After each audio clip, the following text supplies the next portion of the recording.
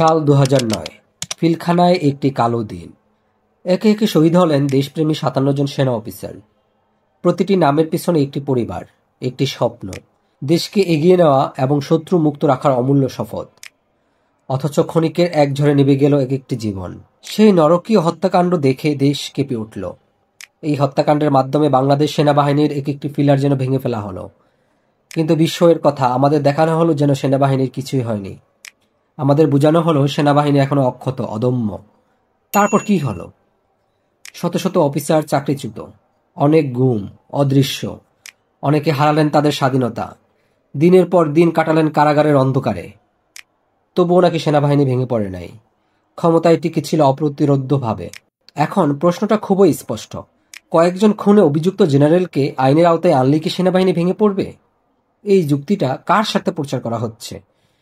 যে বাহিনী এতটা ভঙ্গুর, তবু যদি এই অপরাধীদের আদালতের দ্বারস্থ করার বদলে আড়াল করে রাখা হয়, তাহলে সেটা কাদের স্বার্থ রক্ষার জন্য?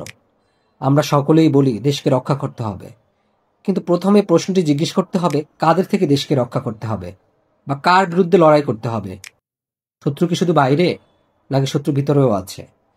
যদি কোনো বাহিনী নিজের জনগণকে বিপদে ফেলে কণ্ঠ দমায়, গুণ খুমে লিপ্ত হয়, তাহলে সেই বাহিনীর গ্রহণযোগ্যতা কিসে মাপা হবে? আমরা চাই স্বচ্ছতা, আমরা চাই ন্যায়। আদালত, বিচার, জবাবদিহিতা এগুলো কোনো রাজনৈতিক ইচ্ছা নয়, এগুলো একটি রাষ্ট্রের নৈতিক ভূমি। যদি কোনো উচ্চপদস্থ কর্মকর্তা দোষী হয়, তাহলে তাকে বিচারের মুখোমুখি করতে হবে। অন্যায় কোনো উপায় রক্ষা করা চলবে না। একটি দেশের অস্তিত্ব সত্যিই মূল্যবান, কিন্তু তা তখনই সম্মানজনক যখন সেই দেশ ন্যায়, আইন এবং মানুষের মর্যাদা রক্ষা করে। প্রশ্ন ওঠে, আমরা কাকে বাঁচানোর চেষ্টা করছি? কার দোষ ঢেকে রাখার চেষ্টা করছি?